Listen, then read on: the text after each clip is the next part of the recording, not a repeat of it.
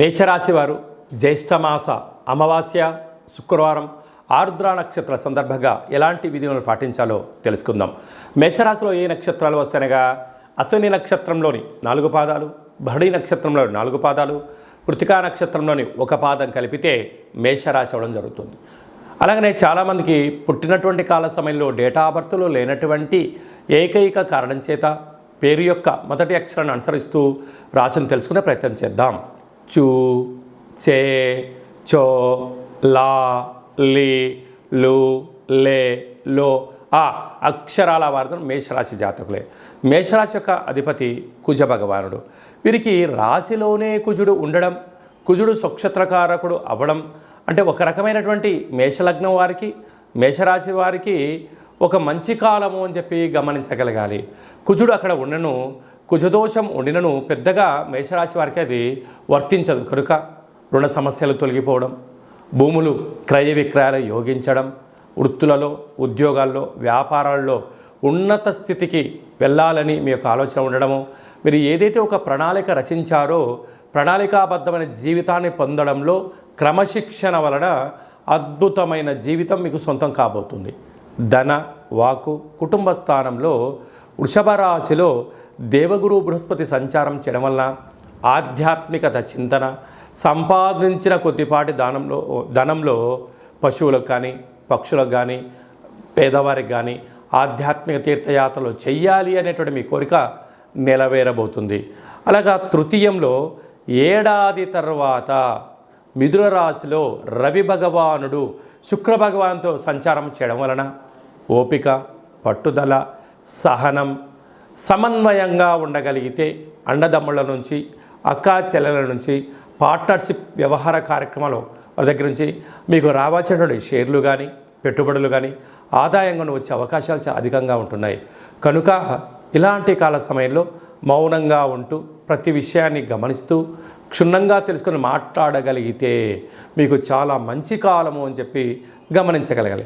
6వ స్థానంలో కేతు సంచార స్థితి ఉండడం వల్ల అన్ని రాశులతో పోల్చుకుంటే మేషరాశి జాతకులు చాలా ముందు వరుసలో ఉంటారు. ఒక వ్యక్తి మాట్లాడుతున్నప్పుడు అందులో విషయం నిజమెంత, ధర్మం ఎంత, అధర్మం ఎంత, అది వ్యక్తిగతమైన ఆలోచనకు చేస్తున్నాడా, స్వలాభం కోసం మాట్లాడుతున్నారని ముందే ఊహించి చెప్పే శక్తి మేషరాశి వారికి ఉంటుంది. కనుక మీ మనసు ఏం చెప్తే మీరు ఆ మాట వినండి. అద్భుతమైన సమయాన్ని, ధనాన్ని వృధా కాకుండా చూసుకుని మానవ ప్రయత్నం చేయండి. లాభస్థానంలో శని భగవానుడు స్వక్షేత్రకంగా ఉండడం వలన వృత్తులలో, ఉద్యోగాల్లో, వ్యాపారాల్లో ధర్మబద్ధమైన జీవితాన్ని పొందండి. ఉన్నతమైన జీవితానికి స్వాగతం పలకండి. వ్యయంలో రాహు ఉండడం వలన దయచేసి అప్పులు ఇవ్వద్దు, అప్పులు తెచ్చుకోవద్దు. అంతర్గత విషయాలను 3వ వ్యక్తులతో చర్చించవద్దు. అనేక రకాలమైన కార్యక్రమాల్లో అనేక రకాల ఇబ్బందులు పొంచి ఉన్నాయి. తస్మాత్ జాగ్రత్త. ఇలాంటి గ్రహ గమనాలు ఉన్నప్పుడు ఈ యొక్క జ్యేష్ఠమాస అమావాస్య, అందులో విశేషమైనటువంటి శుక్రవారం అంటే శుక్రవారానికి అధిపతి శుక్ర భగవానుడు, లక్ష్మీ అమ్మవారిని పూజ చేస్తూ ఉంటాం. అందులో ఆరుద్ర నక్షత్రం రావడం చాలా అరుదుగా జరుగుతూ ఉండబడిన విషయం. కనుక వీలైనంత వరకు బిల్వదళ వృక్షం దగ్గర ఒక చెంబు నీళ్లు పోసి, పసుపు, కుంకుమ, గంధం, అక్షంతలు వేసి ఒక దీపాన్ని వెలిగించగలిగినట్లయితే సాక్షాత్తుగా ఆ పరమేశ్వరుడు ఆ వృక్షంలో ఉండడం వలన మీకు రుణ సమస్యలు, రోగ సమస్యలు, శత్రు సమస్యలను కూడా తొలగిపోతాయని చెప్పి గమనించగలగాలి. అదే కాకుండా అలాగా హోటల్ వ్యాపారాలు, సాఫ్ట్వేర్ రంగం వారు, వ్యవసాయ సోదరీమణులు, ఇది మనకు వర్షాకాలం అవ్వడం వలన వీలైనంత వరకు వర్షం కానీ, గాలి వీచినప్పుడు కానీ, పాడుబడ్డ భవనాల దగ్గర కానీ, రేకుల షెడ్ కింద కానీ, వృక్షాల కింద ఉండకుండా ప్రయత్నం చేయండి. ఎందుకనగా ఈ సంవత్సరం అధిపతి కూడా రాజు కుజుడే అవ్వడం, ఈ రాశాధిపతి కుజుడే అవ్వడం వలన పిడుగుతో కూడుకున్నటువంటి వాహన ప్రమాదాలు, జలగండాలు కొద్దిపాటి స్వల్పంగా పొంచి ఉన్నాయి. కనుక ఇలాంటి కాల సమయంలో వీలైనంత వరకు ఆరోగ్యాన్ని కాపాడుకునే ప్రయత్నం చేయండి. పిడుగులు పడేటువంటి పరిస్థితి చాలా అధికంగా ఉంటుంది. తస్మాత్ జాగ్రత్త.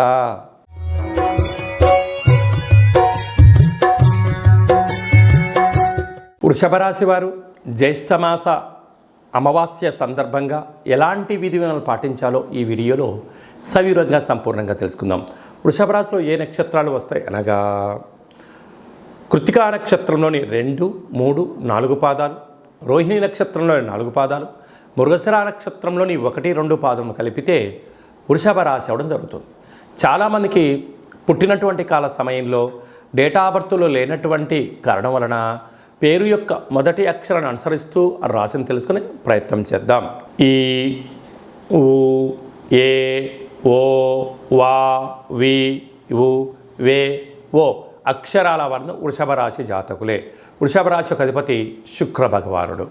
ఈ యొక్క జ్యేష్ఠమాస అమావాస్య శుక్రవారము, అందులో ఆరుద్ర నక్షత్ర సందర్భంగా రావడం వలన వారానికి అధిపతి శుక్ర భగవానుడు, నవగ్రహాలలో బలమైనటువంటి యోగకారకుడు, ధనయోగాన్ని ఇచ్చేటువంటి భగవంతుడు. అలాగనే మనము శుక్రవారం పూట లక్ష్మీదేవి పూజ చేసుకుంటూ ఉంటాం. కళవు వెంకటనాయక అనే వెంకటేశ్వర యొక్క పూజ చేసుకుంటూ ఉంటాం. అందులో ఆరుద్ర నక్షత్రం అవ్వడం వలన శివాయ విష్ణు రూపాయ విష్ణవే శివస్వరూపాయ అని చెప్పుకుంటూ ఉంటాం. కనుక ఇలాంటి అమావాస్య తిథి యందున కాళభైరవ స్వామి యొక్క స్మరణ, కాళభైరవ స్వామి యొక్క హోమము, ఇంట్లో ఒక సౌభాగ్య ముడుపు, కుష్మాండ దీపాన్ని పెట్టగలిగినట్లయితే అద్భుతమైనటువంటి అన్ని పనులలో ఆటంకాలు తొలగిపోయి విజయం సాధించడానికి మీకు అనేక మార్గాలు ఉన్నాయని చెప్పి గమనించాలి. అలాగనే రాశిలోనే దేవగురు బృహస్పతి సంచారం చేయడం వలన వృత్తులలో, ఉద్యోగాల్లో, వ్యాపారాల్లో తొందరపాటు నిర్ణయాలకు ఇది సరైన సమయం కాదు. ఓపికగా ఉండండి, మంచిగా అర్థం చేసుకోండి, జీవిత ప్రణాళిక రచించండి. అద్భుతమైన విజయానికి మీరు కేంద్ర బిందువు అవుతారు. అలాగా ఏడాది తర్వాత వృషభ రాశి వారికి మిథున రాశిలో రవి భగవానుడు సంచారం చేయడం, అక్కడే శుక్రుడితో కలిసి ఉండడం వలన మీరు వృత్తులలో, ఉద్యోగాల్లో, వ్యాపారంలో పెట్టుబడుల కోసం మీరు ఎదురు చూస్తున్నట్లయితే మీ సొంతం కాబోతుంది. అలాగనే స్వయం నిర్ణయం, స్వయం పరిపాలన, ధనపరమైనటువంటి కార్యక్రమాలు, భూములు, వాహనాలు, బంగారు ఆభరణాలు, క్రయ విక్రయాలు యోగదాయకం అని చెప్పి గమనించాలి. కాకపోతే తొందరపాటు నిర్ణయానికి ఇది సరైన సమయం కాదు. పంచమ స్థానంలో కేతు సంచార స్థితి ఉండడం వలన దూర ప్రయాణాలు, వాయు ప్రయాణాలు, జల ప్రయాణాలు చేసేటప్పుడు కొంచెం జాగ్రత్తలు అవసరం. మీ పిల్లలు అంటే చిన్నపిల్లలు అవ్వడం వలన, ఇది వర్షాకాలం అవ్వడం వలన వీలైనంత వరకు పాడుబడ్డ గృహాల దగ్గర కానీ, రేకుల షెడ్ దగ్గర కానీ, చెట్ల కింద కానీ ఉండకుండా చూసుకునే ప్రయత్నం చేయండి. ఎందుకనగా ఈ సంవత్సరం రాజు కుజభగవానుడు అధికమైన వర్షాలు, వీదురుగాలులు వేయడం, పిడుగులు పడేటువంటి అవకాశాలు ఉన్నాయి. కనుక కొద్దిపాటి చాలా జాగ్రత్తగా ఉండాలి సుమా అని చెప్పి గమనించాలి. రాజ్యస్థానంలో శని భగవానుడు ఉండడం వలన వృత్తులలో, ఉద్యోగాల్లో, వ్యాపారాల్లో ధర్మబద్ధంగా ఉన్నంత వరకు అద్భుతమైన విజయం మీ సొంతమవుతుంది. లాభస్థానంలో రాహు, మీరు రియల్ ఎస్టేట్ వ్యాపారం చేసేవారైతే, హోటల్ వ్యాపారాలు చేసేటువంటి వారందరికీ, సెన్సెక్స్ బిజినెస్ చేసేటి వారికి చాలా మంచి కాలం అని చెప్పి గమనించాలి. వ్యయంలో కుజభగవానుడు సంచారం చేయడం వలన మీ జన్మ నక్షత్రం రోజున పూర్ణిమ, అమావాస్య, అష్టమి తిథి యందున ముఖ్యమైన పనులను వాయిదా వేసుకోవడం ఉత్తమోత్తంగా భావించగలగాలి. కనుక వీలైనంత వరకు వృషభ రాశి వారు తగు జాగ్రత్తలు తీసుకోవడం వలన అన్నింటా విజయం మీ సొంతమవుతుంది. ప్రశాంత జీవితానికి మీరు స్వాగతం పలుకుతారు. హోటల్ వ్యాపారస్తులు, రాజకీయాలు, సేవా రంగాలు, సాఫ్ట్వేర్ ఉద్యోగస్తులు, వ్యవసాయ సోదరీమణులు, స్వయం వృత్తులు, సేవా రంగాల వారికి ఓపిక, పట్టుదల వలన విజయం మీ సొంతమవుతుందని చెప్పి గమనించాలి.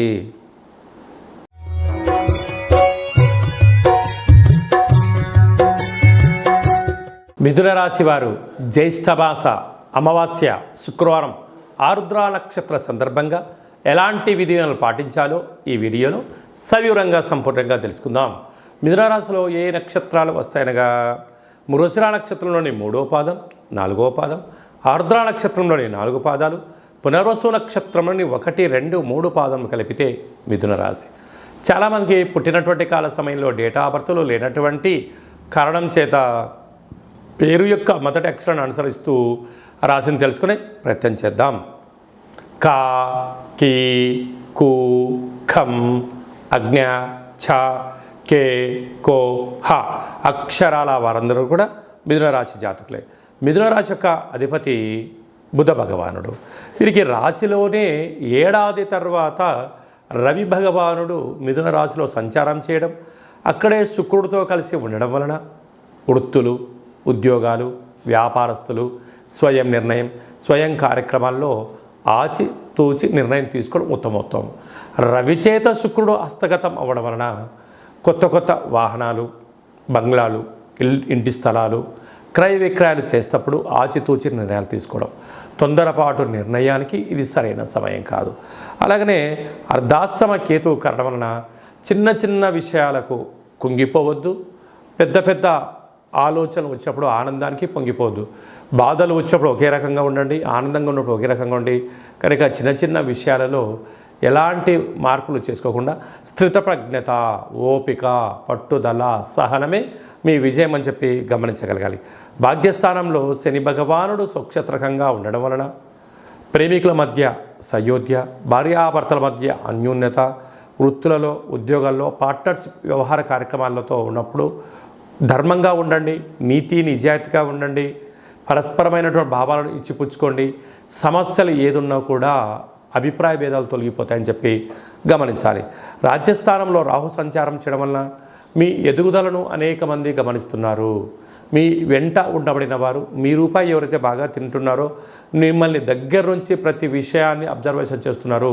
మీరు ఎక్కడైనా తప్పులు చేస్తారా, అక్కడ దానిని పట్టుకొని మిమ్మల్ని సతాయించాలి అని కొందరు ఎదురు చూస్తున్నారు. కనుక వీలైనంత వరకు రహస్య చర్చలకు, అంతర్గతమైనటువంటి విషయాలను ఎవరితో చర్చించకపోవడమే మీ వృత్తులలో, ఉద్యోగాల్లో, వ్యాపారంలో ఆటంకాలు తొలగిపోతాయని చెప్పి గమనించాలి. లాభస్థానంలో కుజ భగవానుడు స్వక్షత్రకంగా ఉండడం వలన భూములు, వ్యాపారాలు, ధనపరమైనటువంటి యోగదాయకం ఉంది. వ్యయంలో దేవగురు బృహస్పతి ఉండటం వలన ఆధ్యాత్మికమైనటువంటి తీర్థయాత్రలు, దానము, ధర్మము, మెడిటేషన్, యోగా అలాంటి కార్యక్రమాలు చేసుకోవడం వలన మనశ్శాంతి కలిగి మీరు అనుకుంటున్న విజయానికి చాలా దగ్గర అవుతారు.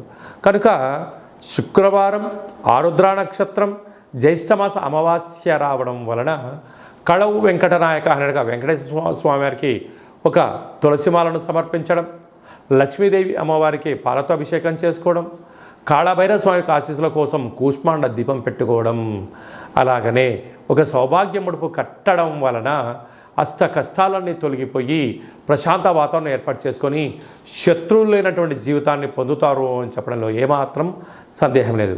కనుక వ్యవసాయ సోదరీమణులు, గృహ భవన నిర్మాణ కార్యక్రమం చేసేటువంటి వారు, సాఫ్ట్వేర్ ఉద్యోగస్తులు, స్వయం వృత్తులు, రెస్టారెంట్ నడిపించే వారందరికీ కూడా ఓపిక, పట్టుదల వలన విజయం మీ సొంతం కాబోతుందని చెప్పి గమనించాలి.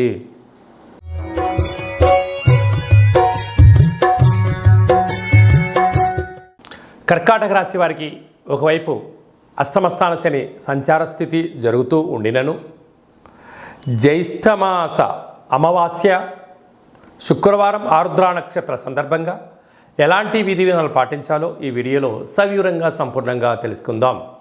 కర్కాటక రాశిలో ఏ నక్షత్రాలు వస్తాయనగా పునర్వసు నక్షత్రంలోని చివరి పాదం 4వ పాదము, పుష్యమి నక్షత్రంలో 4 పాదాలు, ఆశ్లేష నక్షత్రం 4 పాదాలు కలిపితే కర్కాటక రాశి. చాలామందికి పుట్టినటువంటి కాల సమయంలో డేటా ఆఫ్ బర్త్లో లేనటువంటి కారణం వలన పేరు యొక్క మొదటి అక్షరాన్ని అనుసరిస్తూ రాశిని తెలుసుకునే ప్రయత్నం చేద్దాం. హీ, హూ, హే, హో, డా, డి, డు, డే, డో అక్షరాల వారందరూ కర్కాటక రాశి జాతకులే. రాశాధిపతి చంద్రుడు అవ్వడం, వీరికి తృతీయంలో కేతు సంచార స్థితి ఉండడం వలన చిన్న చిన్న విషయాలకు ఇటు తల్లిదండ్రులపైన కానీ, ఇటు అన్నదమ్ముళ్ళపైన కానీ, అక్క చెల్లెలపైన కానీ ఆధారపడకుండా స్వయం నిర్ణయం, స్వయం పరిపాలన, ఆరోగ్యం, ఆనందం, ఆదాయకరాన్ని తీసుకొచ్చే పరిస్థితి ఉంటుంది. కనుక ఎలాంటి విషయాలైనను కూడా మీరు ఏకాంతంగా, ధైర్యంగా, ధర్మబద్ధంగా ముందుకు వెళ్ళగలిగితే విజయం మీ సొంతం అవుతుంది. అష్టమ స్థానంలో శని భగవానుడు స్వక్షత్రకారకుడు అవడం వలన మీ జన్మ నక్షత్రం రోజున అష్టమి అమావాస్య తిథుల యందున దూర, వాయు, జల ప్రయాణాలు పెట్టుకోకపోవడం, అన్నింటా ఆవేశం లేకుండా ఆలోచన కలిగి ఆచితూచి నిర్ణయం తీసుకోవడం, మౌనమే శరణ్యంగా ఉండగలిగినట్లయితే 90% మంది శత్రువులను 90% సమస్యలను తొలగించుకునే ప్రయత్నం అవుతుంది. ఇలాంటి కాల సమయంలో అమావాస్య ఆరుద్ర నక్షత్రం శుక్రవారం రోజు రావడం వలన కళౌ వెంకటనాయక అన్నట్టుగా వెంకటేశ్వర స్వామి వారికి తులసిమాలను సమర్పించడం, లక్ష్మీదేవికి పాలతో అభిషేకం చేసుకోవడం, కాళభైరవ స్వామివారి యొక్క స్మరణ, కూష్మాండ దీపము, కాళభైరవ స్వామివారి యొక్క ఒక సౌభాగ్య ముడుపు కట్టుకోవడం వలన కష్టాలన్నీ తొలగిపోతాయని చెప్పి గమనించాలి. అలాగనే భాగ్యస్థానంలో రాహు సంచార స్థితి ఉండడం వలన ప్రేమికులు, భార్యాభర్తలు, పార్ట్నర్షిప్ వ్యవహార కార్యక్రమం చేసేవారికి ఓపిక, పట్టుదల చాలా అవసరం అని చెప్పి గుర్తుపెట్టుకోగలగాలి. రాజ్యస్థానంలో కుజుడు స్వక్షత్రకారకుడు అవ్వడం వలన వృత్తులు, ఉద్యోగాలు, వ్యాపారాలు, సేవారంగ కార్యక్రమాల్లో అన్నింటా విజయం మీ సొంతమవుతుంది. లాభస్థానంలో దేవగురు బృహస్పతి సంచారం చేయడం వలన ధర్మబద్ధంగా, న్యాయబద్ధంగా మీరు ఉండడం వలన అన్నింటా విజయం మీ సొంతమవుతుంది. రియల్ ఎస్టేట్ వ్యాపారం చేసేవారు, నీటి వ్యాపారం చేసేవారు, హోటల్ వ్యాపారాలు, సాఫ్ట్వేర్లు, హార్డ్వేర్లు, వ్యవసాయ సోదరిమణులు, గృహ భవన నిర్మాణ కార్యక్రమం చేసేటువంటి వారికి ఓపిక, పట్టుదల, శుచి, శుభ్రత, ఆధ్యాత్మిక చింతన ఉండడం వల్ల అన్నింటా విజయం మీ సొంతమవుతుందని చెప్పి గమనించాలి.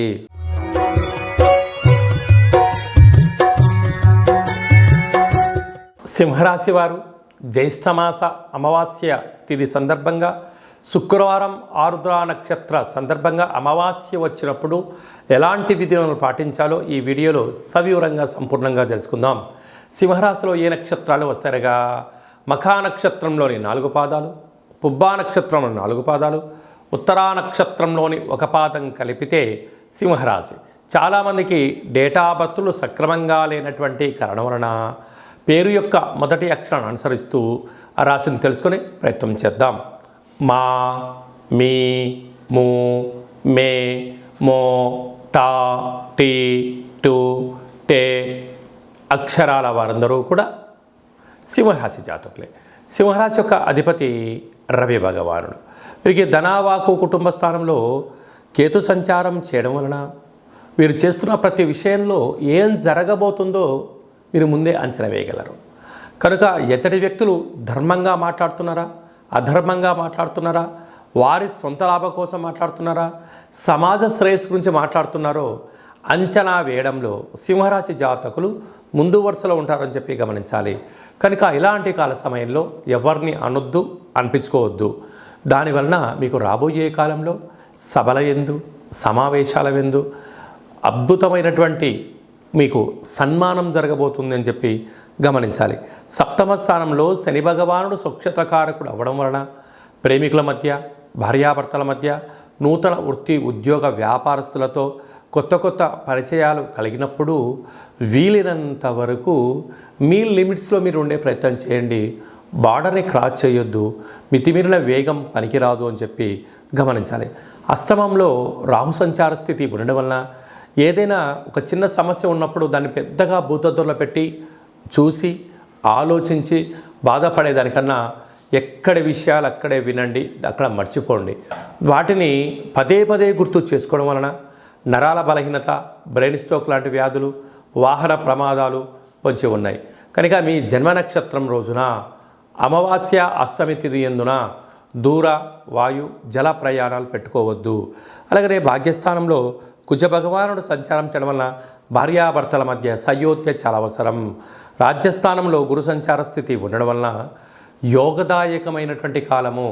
మీరు ఎవరి గురించి ఆలోచన చేస్తున్నారో, అంటే మీ మంచి గురించి ఎవరైతే ఆలోచన చేస్తున్నారో వారి సలహాలు, సూచనలు స్వీకరించండి. అద్భుతమైన యోగం మీ సొంతమవుతుంది. లాభస్థానంలో రవి భగవానుడు ఏడాది తర్వాత మిథున రాశిలో సంచారం చేయడం వలన మీరు అనుకుంటున్న అన్ని పనులలో విజయం మీ సొంతమవుతుంది. నూతన కార్లు, భూములు, గృహాలు, వ్యవసాయ క్షేత్రాలు, క్రయ విక్రయాలు మీకు యోగదాయకం అని చెప్పి గమనించాలి. కనుక ఈ అమావాస్య తిథి యందున వీలైతే తెల్ల జిల్లెడి వృక్షం దగ్గర ఒక దీపం పెట్టి రావడం, శివాలయంలో రుద్రాభిషేకం చేసుకోవడం, కాళభైరవ స్వామి వారి దగ్గర కూష్మాండ దీపం పెట్టుకోవడం, ఒక సౌభాగ్య ముడుపు కట్టుకోవడం, కుక్కలకు ఆహారాన్ని ప్రసాదంగా ఏర్పాటు చేయడం, కాకి పక్షులకు, కాకులకు కానీ, పావురాలకు కానీ, పిచ్చుకలకు కానీ ధాన్యాన్ని ఏర్పాటు చేయడం వలన రుణ సమస్యలు, రోగ సమస్యలు తొలగిపోతాయని చెప్పి గమనించాలి.